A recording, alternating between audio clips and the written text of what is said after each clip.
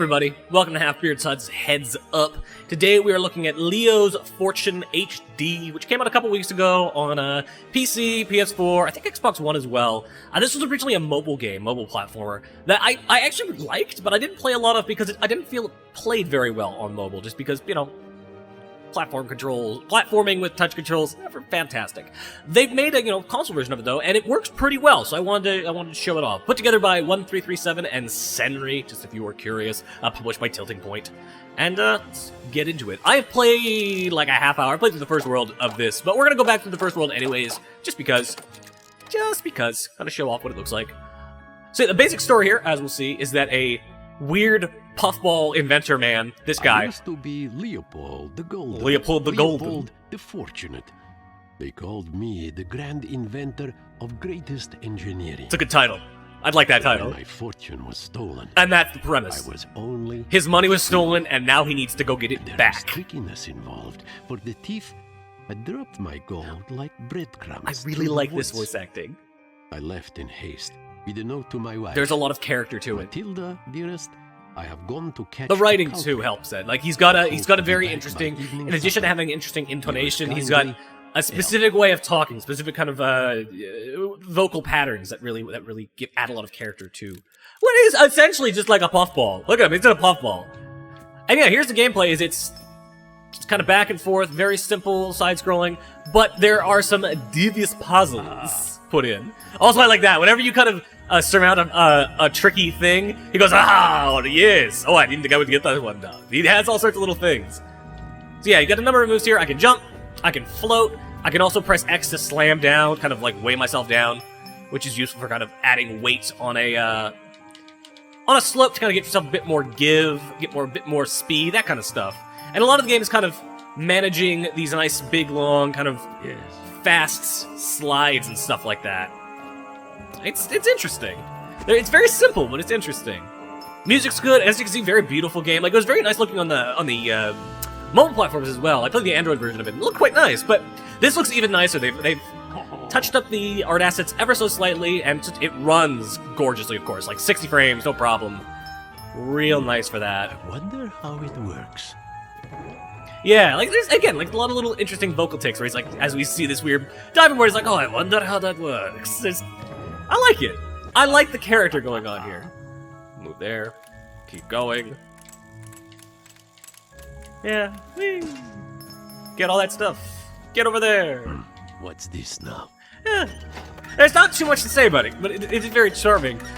It also feels very tight. Like that's as I said, the thing that bummed me out about this game on the mobile platforms is that it didn't control great, because of course it didn't. It was a pretty twitch platformer that you were playing with a touchscreen. I'm sure you could hook up like one of those weird mobile controllers to it or something, but for the most part you were playing with a touchscreen, and it just didn't sit right with me. Having this on a console though really ends up doing something for this. So I gotta get the speed going here. Oh, it's tough. Getting the right speed on these can be a little tricky sometimes, because it's really focused on your ability to kind of push through and manage an arc, manage the speed of an arc, and kind of playing with the controller in a way, playing with the stick and his size in a way that's going to allow you to manage the speed of an arc all the way through it and kind of really leap off the end. There's also a lot of fun little puzzles like that where it's a matter of knowing when to kind of stop yourself and all that kind of business. There's a good one later on, which I think will show, where he's got to kind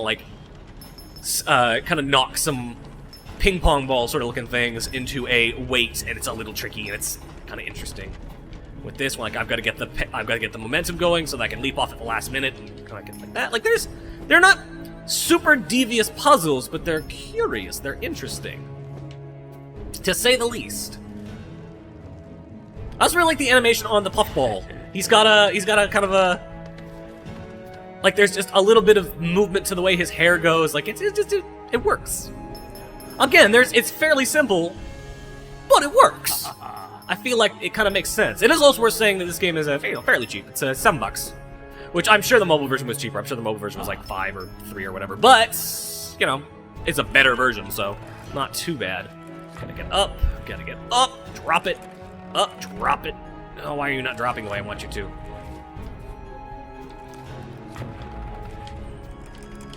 And then run through. Trixie. And you get stars for either not dying, for getting all the gold, and for getting it super fast. I have not managed to beat the par on this, but as you saw, I just got the one for no vitalities, and I got the one for getting all the gold. I got that one earlier. And then when you go pop out back to the world map, you can see all your stars there, and the number of stars you're getting in each world is what's unlocking this. And this is like a special little bonus game, which I'll show later. But you need to have X number of stars, I think it's generally 4, in order to play around with that. And there's not really much there, it's kind of just like a little mini-game. In the case of that one, it is a little race you need to do, but it's something. It's nice that, you know, that those collectibles aren't just there for the sake of collectibles. They're actually unlocking something, even if it is something that's not really all that important or useful. There we go, get through there. Gotta glide my way around. This is the sort of thing where, like, as I said, it's about maintaining your speed on a loop, where if you fuck up your speed there, you're gonna hit those spikes and you're gonna die, so that's kind of interesting. And it does have, you know, a one-hit system, a little bit of twitch, not dissimilar to, like, a Super Meat Boy, but not quite that complex, obviously, not quite that twitch. It's not pixel perfect or anything. A little bit more kind of looseness in the physics, but that works. That works for it. Whee! Uh-oh. We get this fun part where everything's falling and I gotta move fast. I gotta go Sonic fast. Makes sense, he's blue. Again, I do like the character of Leopold quite a bit as well. He's got just a little bit of charm to him. Oh, I hit those thorns. You know, his little vocalizations and his occasional little jokes and jibes, and the cutscenes. You'll see cutscenes kind of in between different levels where he talks about kind of what he's doing, how he feels about his gold, how he feels about his wife, and how he feels about his family, because his family, he suspects it's one of his family members who has done it, has stolen his gold. So he's going, you know, kind of after them to figure out who done it and get his gold back. Which is, you know, kind of fun. Remember this puzzle being a bit of a pain in the ass, because you gotta get up here, knock that forward a little bit so that you can get over to the other one. And make that jump. Oh, there we go. A little tricky, not too bad. Again, like, there is a nice kind of tactile feel to the puzzles, which they aren't dreadfully complicated, but at the same time, they are not, they're not so complex that you're feeling frustrated. Like, they hit a good balance, the puzzles in this game. They're kind of just tricky enough to kind of get you thinking for a second, and then you move on, do another one. Like, it's not... You never feel taxed, as it were. You feel, you know, just stimulated enough to kind of enjoy what's going on. Something I can most certainly appreciate. Very zen experience in a lot of ways, especially with the quality of the art and kind of the, like, the music is not, it's not super chilled out, but it's not in your face either. It's fairly contemplative in a way. And I like the art. I really like the art too. Like, it's really nice looking art. There's a high quality to the assets. It just kind of moves. Just kind of moves. And again, like, the tactile feel of the gameplay really helps. Like, it's really, with this console version specifically, this console PC version, whatever you want to call it, the kind of the smoothness and fidelity of his movements is a big part of it, and it really feels nice as a result. As compared to the way the mobile version felt. Like, this is the version to get of this game as far as I'm concerned. Because rolling out those hills on the stick feels really nice.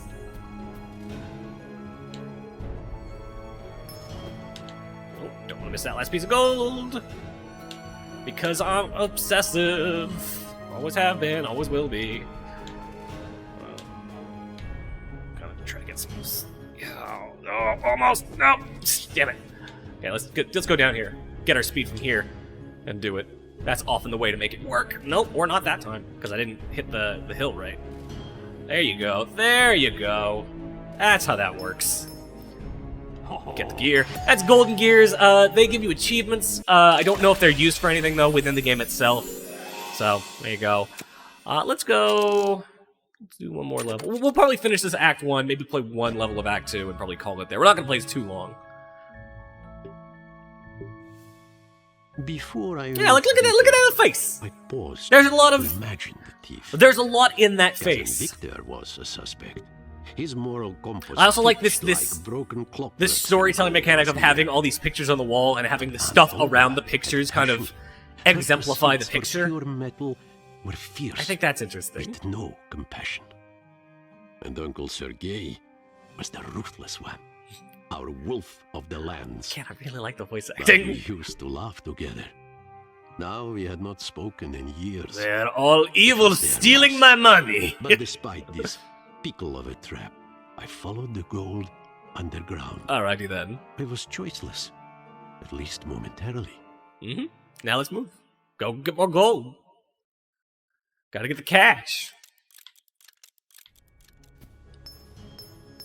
Yeah, good sound design too, as well. Like not just the music, but the sound effects. Like that plink of gold. Very pleasant. Yeah, I don't really have much else to say about this game. As I said, it's fairly simple. I know I've given a lot of praise, but kind of aside from that, there's not really too much to say about it. It is a rather, you know, kind of simple experience. Well, it does have a nice, slightly contemplative tone. There isn't really a ton going on here mechanically or story-wise. There's, you know, much to talk about. Come on, I gotta really get some speed going here. There. Nope, that's gonna kill me. Yep, I saw that coming.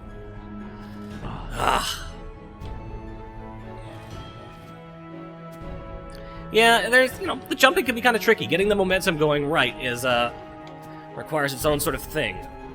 Its own sort of... Oh, there we go. Sometimes it's hard to figure out how to get up that last little bit. Yeah, these wheels are a fun little puzzle. Where it's easy enough to get across, but there's a trick to it, in that we're gonna hit this switch, and it's like, no, now go back. And it's a little trickier going back, because you're going against the grain this time, though. Obviously not that tricky, as I'm just rushing through it like it's not a problem until I died. Obviously. Keep moving. Keep moving. Ah, damn it, that was my fault. I shouldn't have pushed forward. That's the other thing. Like, it's got that same Meat Boy thing of when you die, it feels like your fault, which is always pleasant. Like, you know, like in that scenario, it's like, oh, I should have cut back just a second earlier. That one felt like kind of a gimme, because you do get a little bit of a grace period on his side. I keep screwing that up, man. I don't know why. I'm trying to do it fast is the problem. There we go. That'll do it. That'll do it. I was dumb. That was my own fault. I was trying to do it fast. Oh, I'm not. Whatever. I don't need all the gold. I've done this before. I've gotten all the gold before. It's a bit dangerous. Oh. Oh. Oh. Took the mustache. That's how he dances. Yeah, do I have anything else to say about this? Not really. Let's, we'll beat this level, and then I'll go show the bonus room area real quick. Then we'll maybe call it. Make this a short video. As you see, though, at least visually, it's got a lot of variety at the very least. You know, it changes quite a bit from kind of like we had those nice grassy areas earlier, and now it's kind of underground miney stuff. In the next level, there's a train that you're kind of going on, which has like a desert background to it. All sorts of interesting stuff. Like, it has a lot of good visual variety. That's the puzzle I was talking about earlier, where you've got to kind of use the physics interestingly to knock them into that. Sometimes you fuck it up. And like, it's, you know, it's good use of the physics. It's a fairly smart puzzle that you have to think about. It's not necessarily super complex, but it's just challenging enough that it's getting you thinking. It's a good mix. And that opens the door. Especially considering that, you know, you're supposed to do it fast. Whee! I'm outside! And, like, you're getting nice variety within the levels, too, which is appreciated. So now I gotta run through here. I gotta hit that, which is the tricky part. Get as far as I can, and then use the speed. No, I didn't. I gotta keep doing the speed here. There we go. No, I gotta push it far enough that it actually... I gotta hit it with enough force that it actually will push back. Come on. The trick here might be to use the my weight, because that really sends me flying down. There we go. Yeah, as you can see, like, that's the trick there. Well, I think I'm supposed to puff up and do that. Get as far as we can here. Back down. Over here. There we go. Back up over the top. Ugh, that might be tricky. Getting back up might be tricky. As I said, like, there's the momentum on these jumps can be just a bit... You gotta work on them. You gotta, it's its own sort of thing. It's a curious mechanic. Oh, I slowed myself down on the end of the gap there. Oh, whatever, good enough. It worked, no complaints from me. And then this is just like that last puzzle earlier, except instead of wheels, it is boxes, which makes this significantly tougher. Because wheels were fairly easy. It was very regimented. With the boxes, you gotta kind of think a little bit differently. Whee! Over here, grab that gold, push that, it says go back now. Okay. Yeah, I love it. Oh, fuck, I don't want to do this. This seems difficult. Fly in the air, you gotta hold it for a little bit. Like, that's the interesting trick with this, is you gotta kind of manage your air time in a way that kind of keeps you in the air until the right side comes up. Like, there's something to this. Down the thing. Whee! End of the level. So let's go show the bonus area just real quick. Just because. I'd probably call it. As you see down at the bottom there, those dots are worlds. There's 5 worlds to kind of go around in, so 20 levels, I guess. That said, the levels, you know, there's reasons to go back, because you are looking for the rest of the stars. And there's, you know, just a generally, like, these are fun enough to redo. So I haven't had too many complaints about the length of this so far. That said, I haven't played enough. I've played just the first world. Kind of just seeing how this console version felt. Oh, that's not good, but I can get over there. Yeah, your goal here is to get as many loops as you can in a minute, which is not necessarily the most easy thing to do, but there's one. Let's see if I can get 2. Use the speed to push my way through. Oh, that's, yeah. And now I've screwed it up. There we go. Music's good. Like, I like the kind of Banjo-Kazooie-esque music going on here. Back then and around. This is... Well, that's the end of that. I was defeated at the end. I got a lap! And it's about as good a lap as I did last. Oh no, it's my best lap. Alright. And that's Leo's Fortune. $7 on Steam and PSN, and I think Xbox One as well. $7 is the Canadian price. I'm sure it's like $5 in America. And I like it. I generally kind of like it. It's got a good feel. The platforming is really tight. The controls in this version are really tight and smooth. Just a general kind of very momentum-based, kind of working on loops and kind of ramp style of platforming. It's unique enough that it keeps me interested. And the puzzles are, again, they're the right mix of just stimulating and challenging enough to kind of get you thinking, but they are not in any way so far hard enough to get you frustrated. It's a good mix, a good feeling. So, as always, I've been your host, Halfbeard, and we're out of here. Later, guys.